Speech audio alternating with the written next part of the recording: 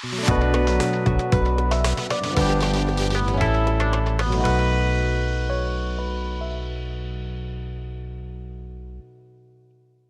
for a deep dive into a superpower? Oh, I like where this is going. We're tackling self-discipline today. Right. But not the kind that, makes you miserable, restrictive, or anything. Okay. More like the kind that helps you actually build the life you want. Okay, yeah.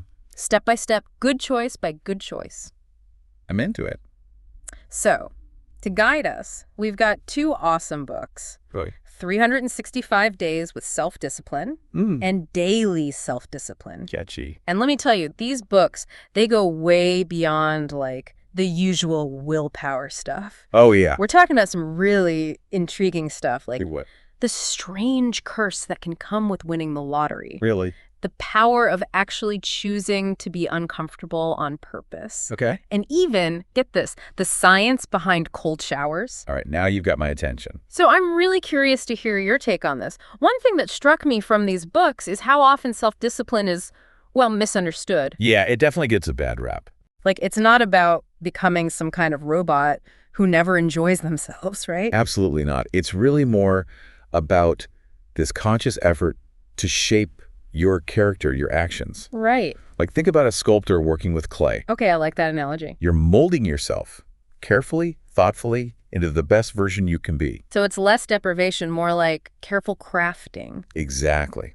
One of the authors even uses this phrase, crystallizing your personality through self-discipline. Crystallizing. Yeah, so imagine applying heat to something to make it solid, strong, unyielding. Okay, I get it. That's the power we're talking about here. So instead of being like tossed around by every whim or impulse, Right. you're building this inner strength, resilience. Exactly. But why is this so important, practically speaking? Good question. I mean, we all know self-discipline is good, but what's the real impact? Honestly, it's the foundation for almost every goal you could imagine.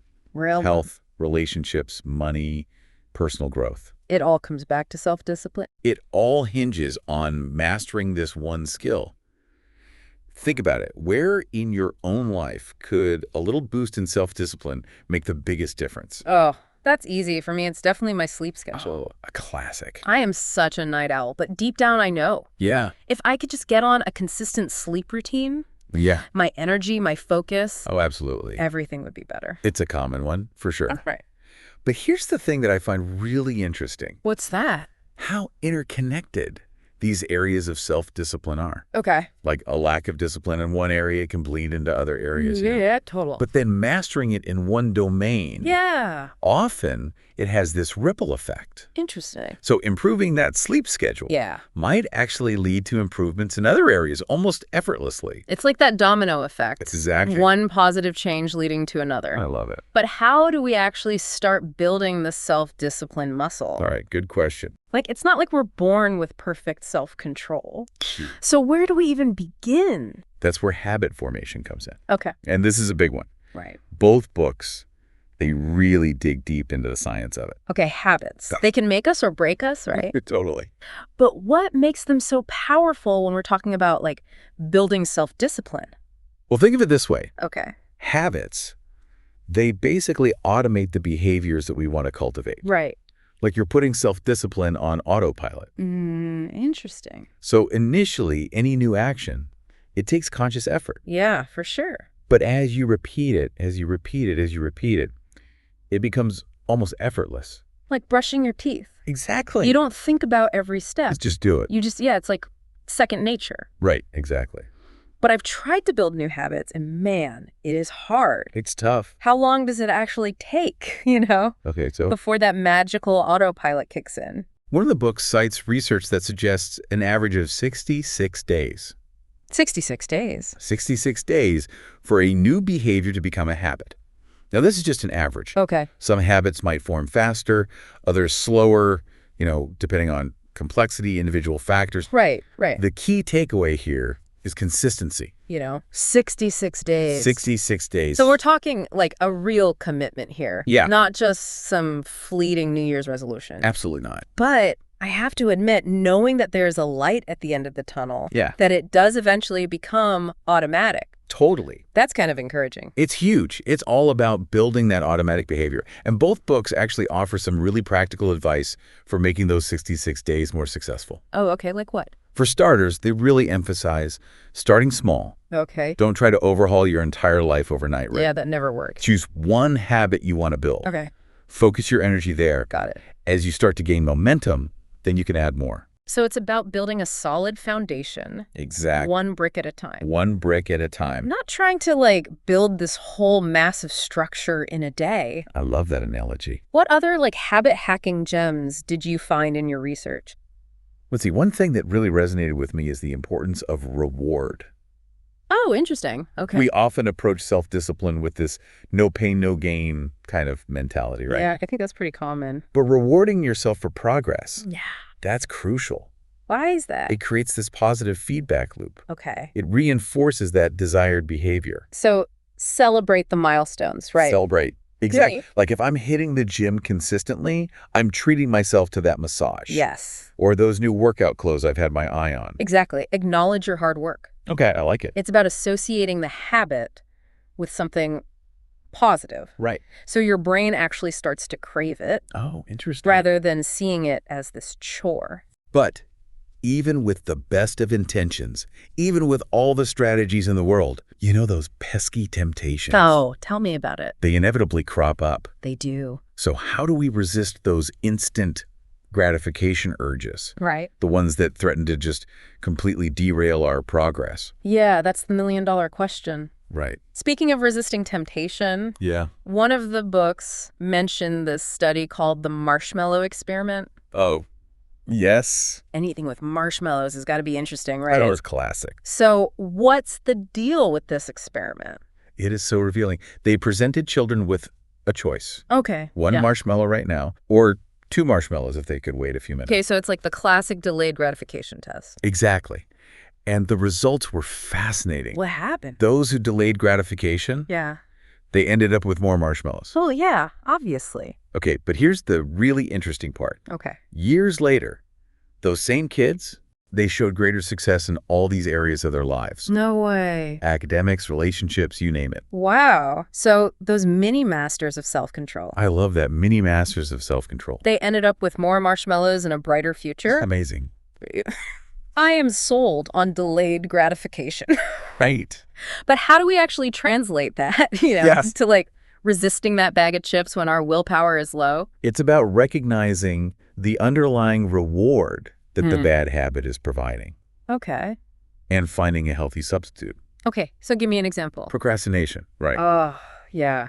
A lot of times it disguises this desire for peace and quiet. That's true, actually. So instead of scrolling through social media for hours, Yeah. try a timed break Okay. using something like the Pomodoro technique. Oh, the Pomodoro technique. Classic. For a reason. I love that. Focused work followed by a short rest. Right.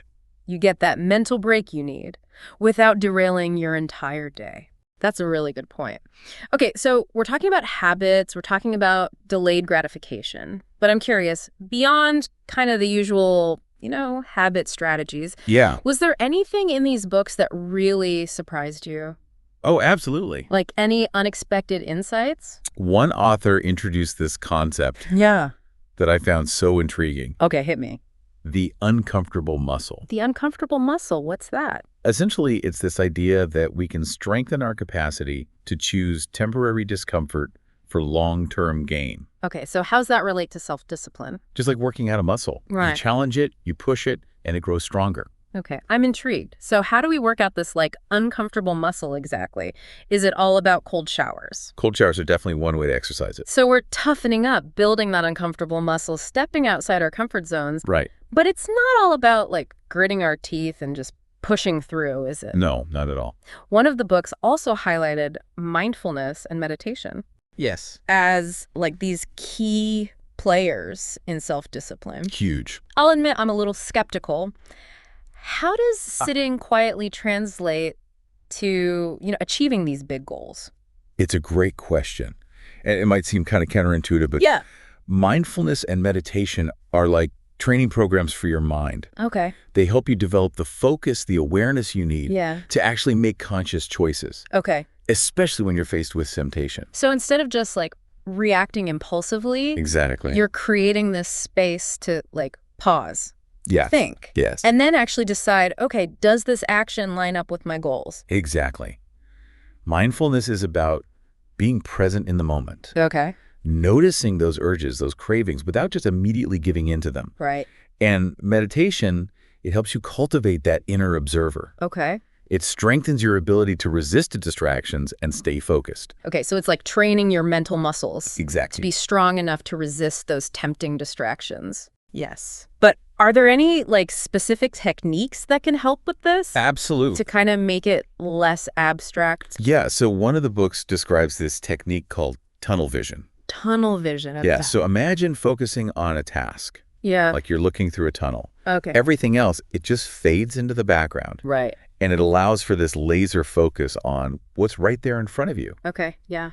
It's super powerful for those moments when you really need to block out distractions and get things done. Tunnel vision. I like it. Right. It's about creating that mental space to take action. Yes. But what about when the goal itself just feels overwhelming? Okay, yeah. Like it feels so big, so far out of reach. We've Right. talked about the importance of visualization. Yeah. But I've always struggled with making that feel, I don't know, less woo-woo. I hear you. Like, how do you actually visualize effectively? Yeah, it can feel a little abstract. It does. But one of the authors had this really interesting strategy that I found super helpful. Okay, what is it?